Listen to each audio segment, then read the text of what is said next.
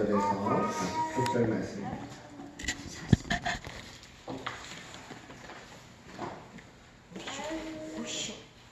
자, 우리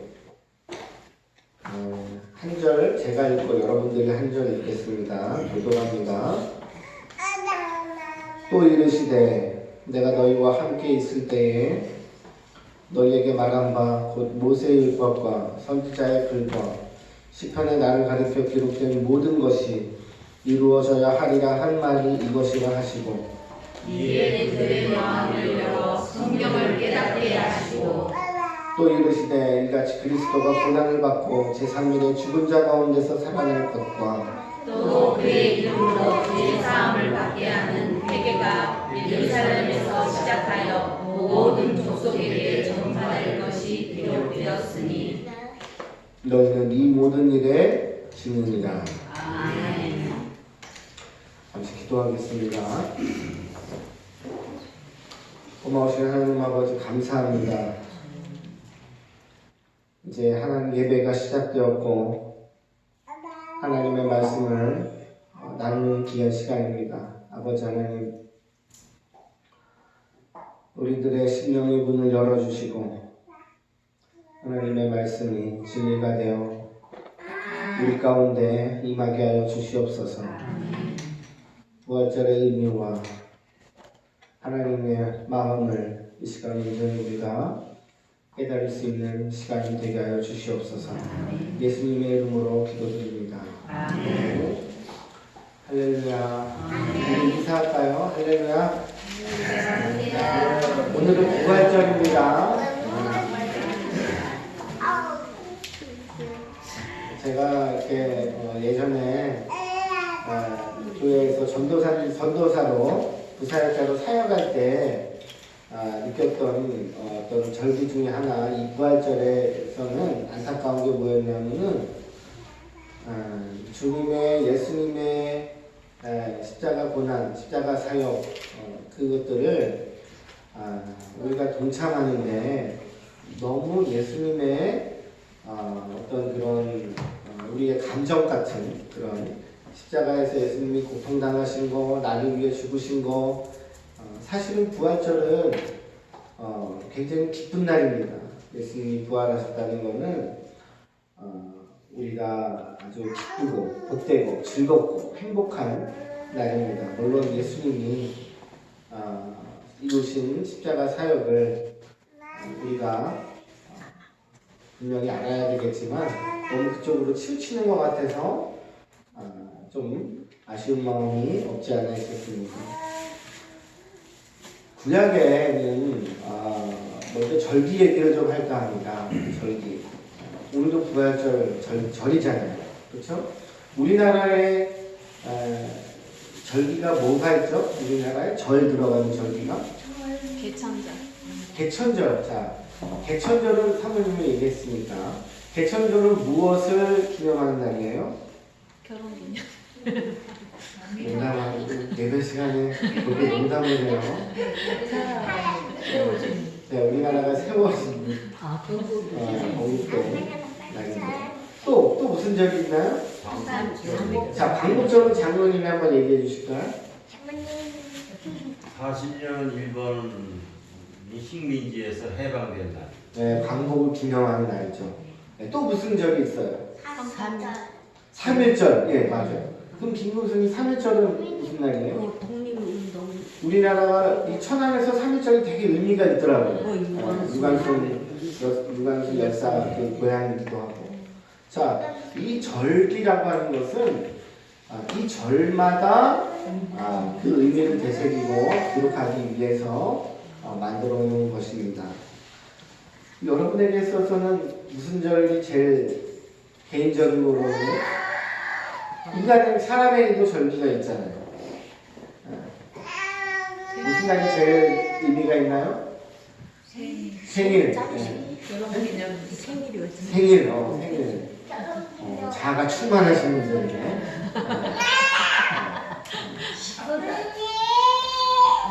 오늘 데이트했더냐. 오늘 아주 좋은 날입니다. 배고팠어. 자, 오늘은 말씀이 좀 깁니다. 여러분 마음을 푹 놓으시고 그냥 이렇게 얘기를 좀 이렇게 들었으면 좋겠습니다. 말씀을. 성경에도 절기가 등장합니다. 구약에 이스라엘의 3대 절기라고 사람들이 말하는 절기가 등장하는데 그 중에 하나가 이제 유월절입니다. 유월절은 이스라엘 백성들이 출애굽하는 것, 하나님께서 이스라엘 백성들을 애굽에서 건져주셨다는 것에 대해서 기념하는 절기입니다. 그 다음에 또 두 번째 절기가 뭐가 있을까요? 맥추절입니다. 맥추절. 맥추절은 6월절이 지난 50일이 지난 후에 지키는 절기입니다. 이것 또한 마찬가지로 한 해를 시작한 후 수고하여 밭에 뿌린 것의 첫 열매를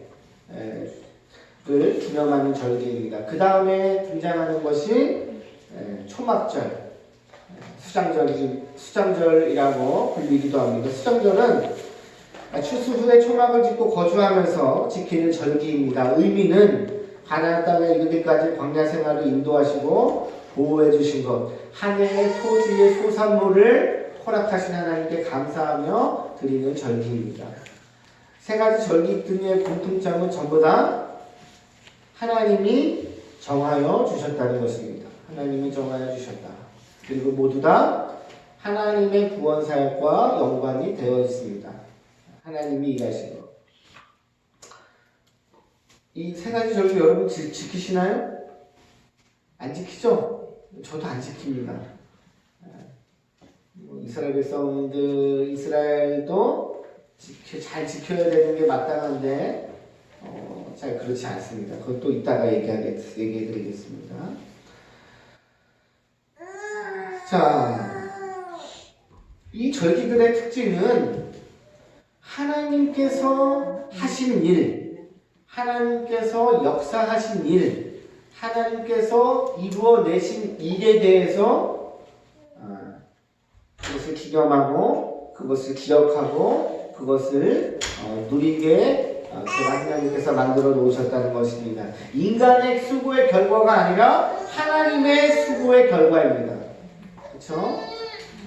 출애굽기에서 우리가 예전에 저희가 안양에서 출애굽기 강의를 할 때에 좀 사세하게 이날에 먹는 음식과 이 의미에 대해서 우리가 나눈 적이 있습니다. 자, 그러면 이 절기는 하나님께서 이스라엘 백성에게 은혜 주셨다는 것을 감사하는 절기이기 때문에 이 절기의 핵심은, 본질은 하나님 앞에서 먹고 마시며 즐기고 감사하며 감격하며 누리는 것입니다. 그렇죠? 자, 하나님이 하셨다, 하나님이 하신 것에 대해서 감격하고 감사하고, 그날에 먹는 음식들이 있잖아요. 고기도 먹고 무교병도 먹고 그걸 먹으면서 하나님을 떠올리고 하나님을 기억하는 것입니다. 왜? 하나님 때문에 하나님이 주신 기쁨과 평안이 하나님에 대해서 나왔다는 것을 우리가 알기 때문에, 고백하기 때문에 그렇습니다. 자, 그러면 성경에 하나님이 정하신 절기가 말고 등장하는 절기가 또 있습니다. 바로 에스더서에 등장하는 불임절입니다. 불임절. 이스라엘의 관점에서는 하만의 민족적인 살해 위협에서 벗어나 이스라엘의 대적자들을 진멸시킨 역사적인 사건입니다. 근데 이 불임절의 특징은 이스라엘 백성들이 굉장히 자부심을 가지고 굉장히 큰 의미로 지키는 절기라는 거예요. 하만이 우리 민족을 멸살시키려고 했는데 우리가 그것을 극복하고 오히려 적을 무찔렀다. 그런데 특징은 뭐냐? 핵심은 뭐냐? 이 절기는 하나님이 정해주신 절기가 아니라는 거예요. 사람이 만든 절기입니다. 그 다음에 신약에 등장하는 또 절기, 바로 수전절입니다. 안티오쿠스 4세에 의하여 더럽혀진 성전을 살아난 것을, 성전을 회복한 것을 기념하는 절기입니다. 이 절기 역시 언제 불려졌는지 정확하게 기록되진 않았지만 마찬가지로 하나님이 지키라고 정하신 절기가 아닙니다. 그렇죠? 6월절 또 초막절, 오순절이라도 불리죠. 6월절, 오순절, 초막절은 맥주절, 6월절, 맥주절, 초막절은 하나님이 만드신 것이지만 불임절이나 수전절은 사람이 만들어서 지키게 된 절기라는 거예요. 자, 그리고 성경에 등장하지 않는 절기가 있습니다. 오늘날 교회에서 최소한 3개 정도는 지키는 절기 맞춰볼까요?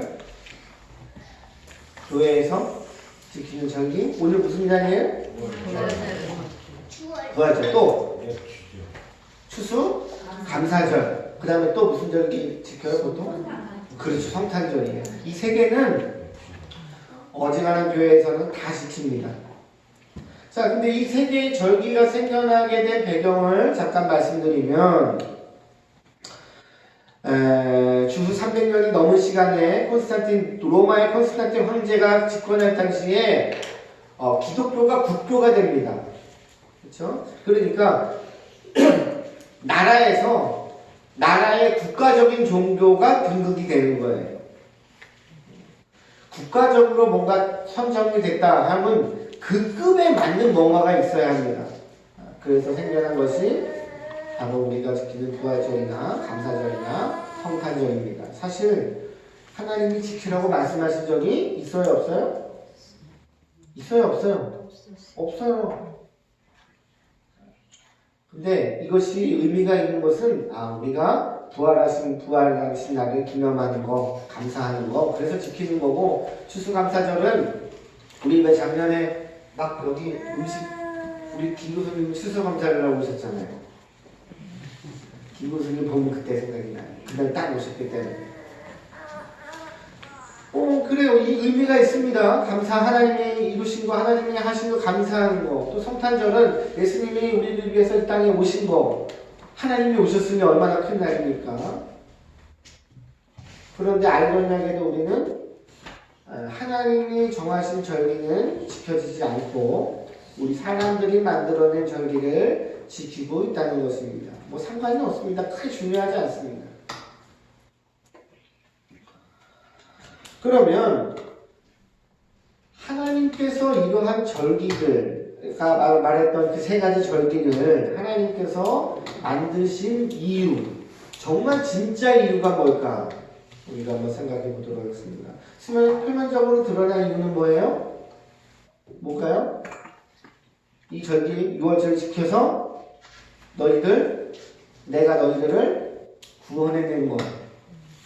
너희들 애굽에서 나아가서 홍해 지난 거, 광야 생활한 거, 그 가운데 내가 너희들에게 공급해 주신 은혜를 잊지 말라는 거였어요. 잊지 말라는 거. 자, 절기가 되고 제도화가 되면 그것을 절기를 만들고 사람들이 어떤 제도를 만들 때는 이 절기나 제도의 효과를 기대하기 때문입니다. 효과를 기대하기 때문입니다.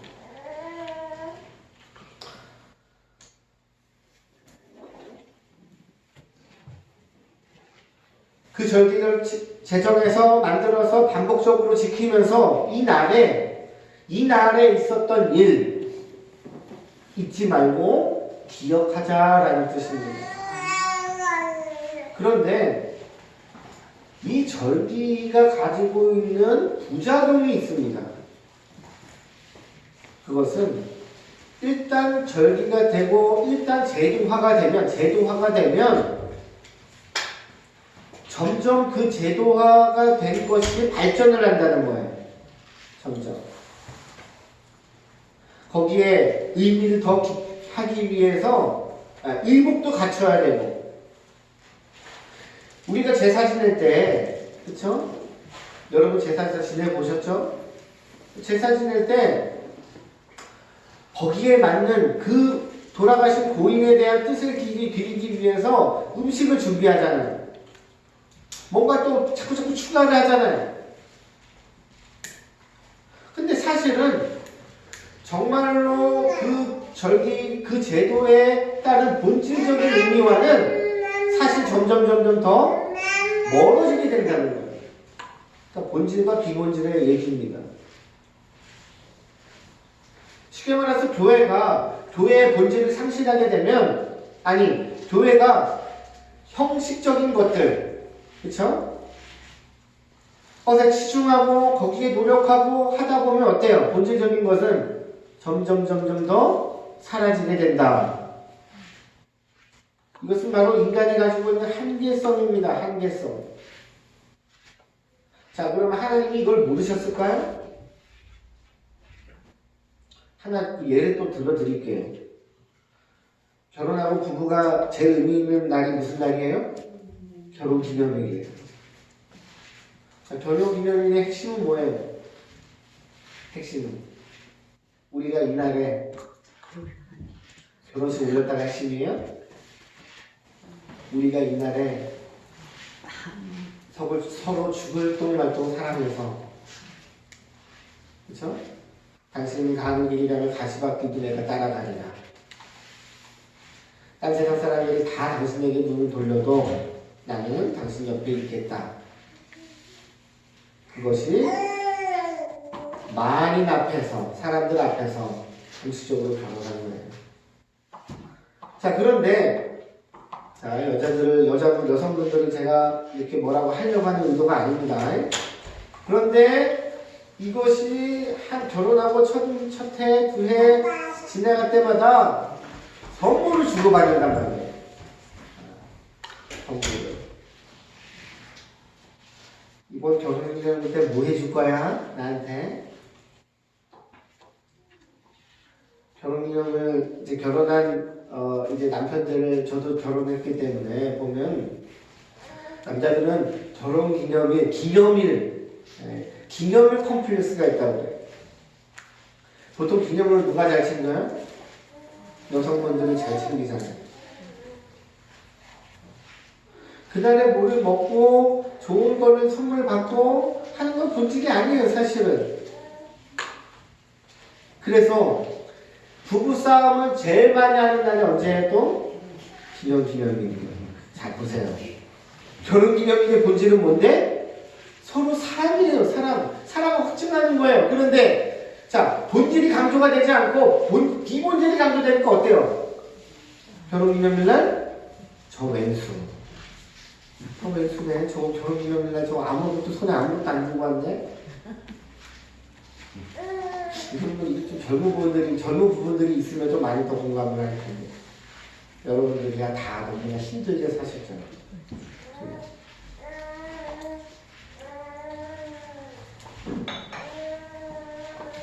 일단 제도화가 되면 사람들은 본질적인 내용보다 외형적인 것에 더 집중하게 된다는 것입니다. 그렇죠? 예전에 교회의 강단이 낮았습니까? 높았습니까? 높았어요. 저는 어릴 때 그렇게 강단에 또 올라가고 싶어요. 놀 때 보면 높잖아요. 높으면 올라가면 다 보이잖아요. 그렇죠? 혼나는 거죠. 혼나는 거 알면서도 또 노는 거예요. 왜? 거룩한 것이니까. 목회자는 거룩합니다. 가운을 입고, 그렇죠? 본질이 아니에요, 사실.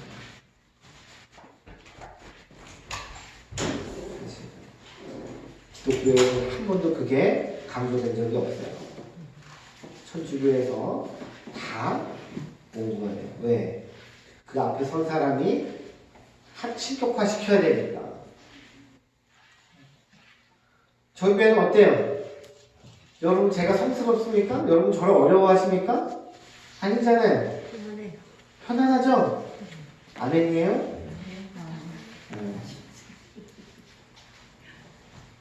목사님은 편안하지만 저는 불편할 때도 있어요. 이렇게 생각하실 수도 있겠죠.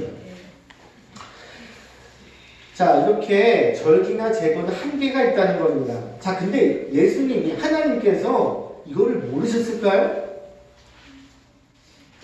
자, 잘 생각해 보세요. 하나님께서 이스라엘 백성들에게 유월절을 하고 오순절을 만들고 절기들을 이렇게 만들어가지고 하나님께서 지키라고 하셨을 때 이 사람들이, 이스라엘 백성들이 이 절기를 잘 지키면서 하나님을 떠올리고 하나님의 구원 사역을 기념할 수 있겠다고 생각을 했을까요? 오랫동안? 아니에요. 하나님은 우리의 죄된 속성을 알고 계셔요.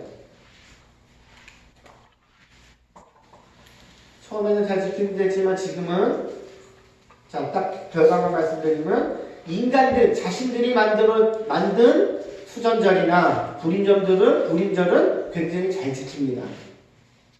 그런데 유월절이나 오순절이나 이건 하나님이 정해준 절기는 제대로 지켜지지가 않아요. 그러면 하나님이 그럼에도 불구하고 다 아시면서 절기를 만드신 진짜 이유는 뭘까요?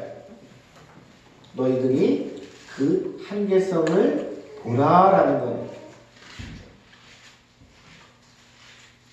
너희들은 뭔가를 세우기를 좋아하지, 우상을 만들기를 좋아하고, 기념하는 걸 좋아하고, 절기를 만들어서 하나님은 나 여호와를 떠올린다고 하지만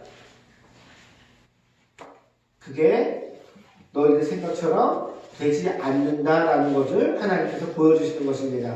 즉, 죄인의 한계를 하나님께서 알게 하시는 것입니다.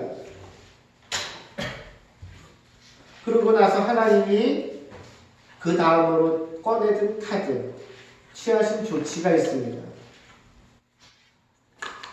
절기로도 안 돼. 절기로도 하나님을 기억할 수 없고 하나님을 알 수가 없고 점점 더 형식적인 것에 치중하게 되고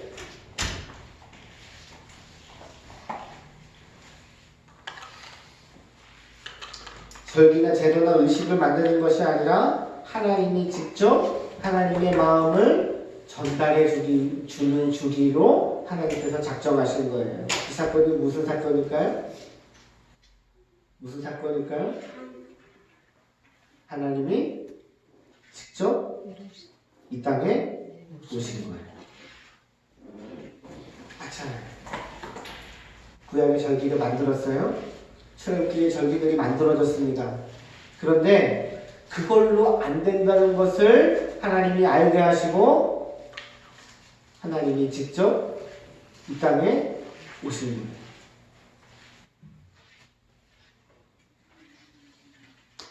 자, 선지자들을 통해 예언하신 대로, 말씀하신 대로 예수님이 인간의 몸을 입고 성육신하셔서 이 땅에 오셨습니다. 자, 오늘 우리가 읽은 이 본문의 내용은 엠마오로 돌아가던 두 제자에게 부활하신 예수님께서 나타나셔서, 부활하셨다는 것이 예수님이 십자가에서 돌아가시고 3일 만에 부활하시고 나서 남한 가운데 있는 이 두 제자에게 예수님이 나타나셔서 하시는 말씀이에요. 우리 44절을 한번 읽어보겠습니다. 시작. 또 이르시되 내가 너희와 함께 있을 때에 너희에게 말한 바 곧 모세의 율법과 선지자의 글과 시편의 나를 가리켜 기록된 모든 것이 이루어져야 하리라 한 것이 이것이라 하시고. 아멘. 이 말은 뭐예요? 자, 하나님께서 구약에 나를 예언한, 내가 오겠다고 예언하신 하나님의 말씀이 이루시기 위해서, 예수님이 오셨잖아요? 예수님이 또 부활하셔서, 예수님이 살아나셨잖아요? 이거를 이루시기 위해서 하나님이 그렇게 하셨다는 거예요. 그리고 오늘 우리가 읽은 44절의 내용, 그 예언의 내용, 그 선지자들을 통하여 말씀하신 내용들, 또 예수님의 사역이 46절, 47절에 상세하게 풀어져 있습니다. 우리 한번 볼까요? 46절 시작. 또 이르시되 이같이 그리스도가 고난을 받고 제3일에 죽은 자 가운데서 살아날 것과 또 그의 이름으로 죄사함을 받게 하는 회개가 예루살렘에서 시작하여 모든 족속에게 전파될 것이 기록되었으니. 아멘. 44절의 내용을 풀어서 설명한 것입니다. 46절. 자, 크게 세 가지로 분류해보면, 첫 번째 뭐예요? 46절, 47절에서 첫 번째, 예수님께서 고난을 받는다는 거예요. 두 번째, 고난받고 그 다음에 뭐 나와요? 46절에 죽은 제3일에 죽은 자 가운데서 살아날 것과, 살아난다는 거 부활하신다는 거예요. 그 다음에 세 번째는 뭐예요? 47절에 그의 이름으로 죄사함을 받게 하는 회개가 예루살렘에서 시작하여 어디로? 모든 족속에게 전파될 것이 기록되었으니. 세 가지. 예수께서 고난을 받으시고 부활하시고 이 사실이 모든 족속으로 전파되겠다. 회개의 이 복음이 전파될 것이다 라고 말씀하시는 것입니다. 그리고 나서 하시는 말씀 48절에 너희는 이 모든 일의 증인이라. 자, 증인의 개념, 우리가 사도행전에서도 증인에 대해서 말씀을 나눴는데 증인이 뭐예요? 증인. 내가 본 것이 있고 들은 것이 있고 경험한 것이 있는 사람이 증인입니다. 자, 증인은 되는 거예요? 되어지는 거예요? 왜 되어지는 걸까요? 의도한 것이 전혀 없기 때문에 그렇습니다. 자, 여러분, 교통사고를 목격하기 위해서 내가 오늘은 교통사고를 목격해야지. 횡단보도에서 교통사고를 목격하기 위해서 기다리는 사람이 있어요? 바보예요, 그런 사람들은. 그런데 운전하고 가는데 밤에 한밤중에 차가 횡단보도 건넌 사람을 치웠어요. 나는 의도한 게 전혀 없고 나는 내가 예상한 게 전혀 없는데 내가 그걸 봐버렸네? 내가 뭐가 된 거예요? 증인이 되어버린 거예요. 증인의 본질입니다. 이게 핵심이에요. 되어지는 거. 지금 예수님은 제자들에게 나타나셔서 부활하셔서 제자들에게 나타나셔서 당신들 너희들은 증인이 되어라 라고 말씀하시는 게 아닙니다. 뭐라고 말씀하시는 거예요? 너희들은 증인이야. 너희들은 증인이야. 설명해주고 정리해준 거예요. 왜? 부활하신 예수님을 지금 봤잖아. 만났잖아요.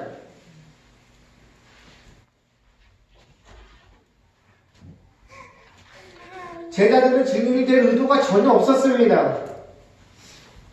그런데 부활하신 예수님께서 제자들에게 나타나셨고 보이셨고 지금까지 예수님 자신에 대해서 예언된 말씀, 구약에서부터 예언된 말씀이 이루어졌다라는 것을 설명하시는 것입니다. 너희가 이 모든 일의 증인이라 말씀하고 선언하시는 것입니다. 엠마오로 가던 두 제자는 그렇게 증인이 되어졌습니다.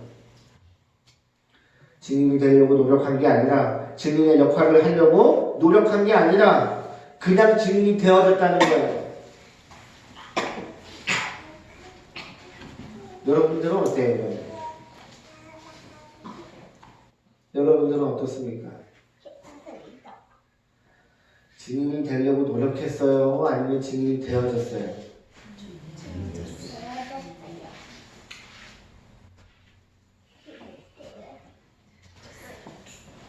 아까 우리가 말씀하신 예수님의 사역 세 가지, 예수님 말씀하신 세 가지를 우리가 한번 풀어서 보겠습니다. 첫 번째, 예수님께서 고난받으신 거.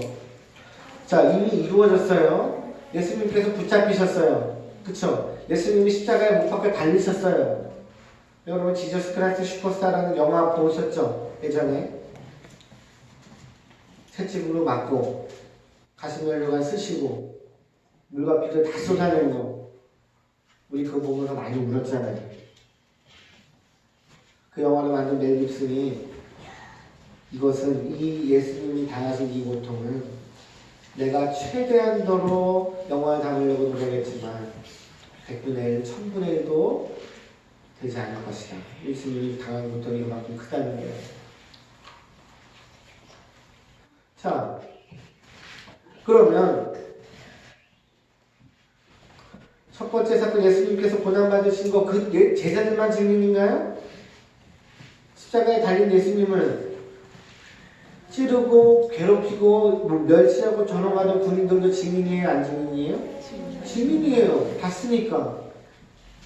두 번째 부활하신 예수님을 만난 거. 빈무덤을 찾아간 사람들. 예수님이 그때 만나주신 사람들 모두 다 증인이에요. 증인이 되려는 의도가 전혀 없었습니다. 그 다음에 마지막 세 번째. 이 세 번째가 중요합니다. 47절이 세 번째였죠. 죄사함을 받게 하는 회개가 예루살렘에 시작하여 모든 족속에게 전파될 것. 전파될 것. 즉 쉽게 말하면 복음이 예수님을 만나고 예수님의 하나님이 하시는 일들이 여기저기서 모든 족속이니까 그렇죠? 여기저기서 하나님의 구원 역사, 하나님의 회복의 역사, 하나님의 이루시는 역사들이 일어날 것이라는 것. 증인이에요, 증인 아니에요? 증인이에요.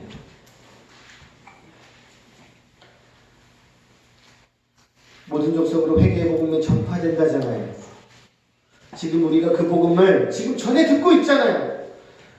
하나님이 일하시는 것들이 우리 안에 펼쳐지고 있잖아요. 우리가 오후 시간에 모여서 하는 게 뭐예요? 그게 증인들이 나타나서 나누는 거예요. 아멘입니까? 아멘. 여러분 좀 이해가 가세요? 오늘 말씀이? 네. 어려운 말씀이 절대로 아니에요. 자, 증인은 의도한 게 아닌데 되어진다고 했는데 우리가 오후에 모여서 하나님 말씀 나누잖아요. 하나하나 또 찝어드려야 여러분들이 또 이해가 편하시겠죠. 김은희 집사님이 오셨어요. 오셔가지고 하나님이 은혜를 주셨어요. 목사님 저는 술도 많이 마시고 저는 스스로 삶을 마감하려고 했어요. 예전에 교회를 열심히 다녔어요.